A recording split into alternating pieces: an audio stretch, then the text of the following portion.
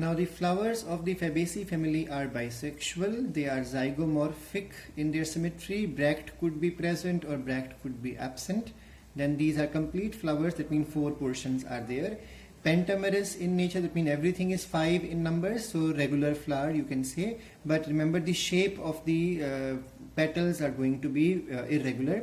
Then hypogynous type of flower. What is hypogynous? When the ovaries are superior in nature.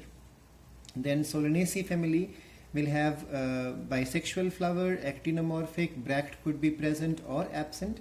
Hypogynous again, that means superior ovary, and complete flower means 4 whorls are there. When we talk about the Liliaceae family, these will be again bisexual flowers but incomplete, because if you remember, Liliaceae family will have tepals. Tepals means perianth, that means sepals and petals, that means calyx and corolla are absent, and instead of them only one non-essential whorl is there, and that is mentioned as perianth, or what you call as tepals. So incomplete flowers.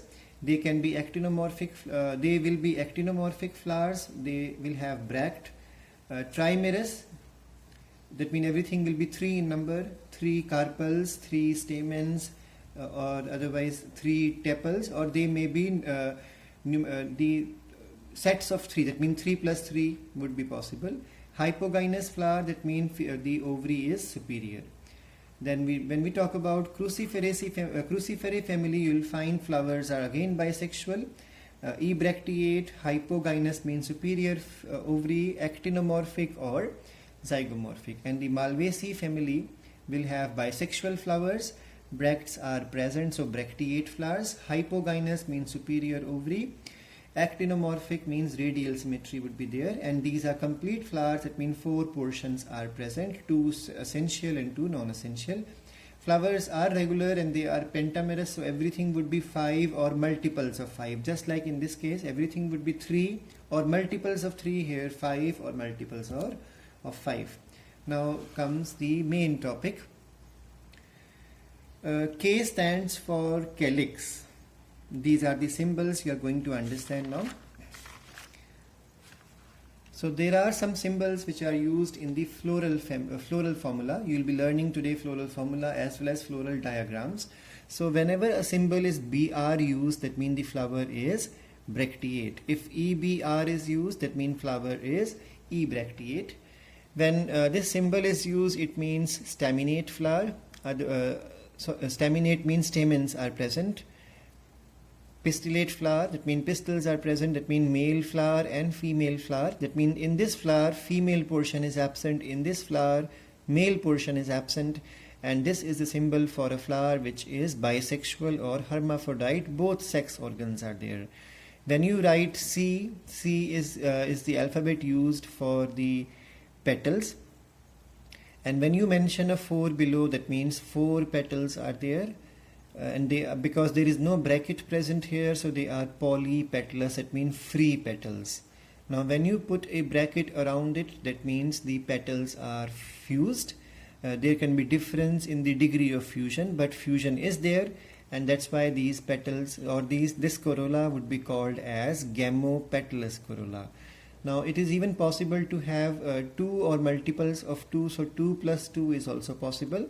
So 4 petals are there, but they are in 2 whorls of 2 each. So each whorl or each circle will carry 2 petals. Now A alphabet is used for andrecium. So andrecium, if it is mentioned here 6, that means andrecium are stamens are 6 in number, and because no other thing is mentioned here, so they are free, polyandrous type of stamens. When you mention A 2 plus 4, so 2 plus 4 means 2 are different from the 4, so they are heteromerous type of or heterostaminous stamens are there. So 6 stamens are there and they are in 2 whorls. One whorl has 2, the other whorl has 4. When you put a 0 here, that means stamens are absent. When you put an infinity sign, that means a large number, so numerous stamens are there. When you put 1 plus 9 in bracket, so bracket means the 9 are fused and 1 is free, so there are 2 bundles That's why diadelphous type of androecium. So total number of stamens are 10, with 9 stamens with their filaments are fused. This is the characteristic of Fabaceae family.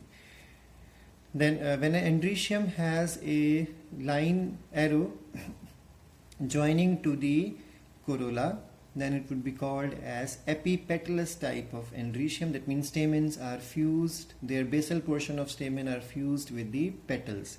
And if the similar thing is done with the P stands for perianth or tepals. So epiphyllous type.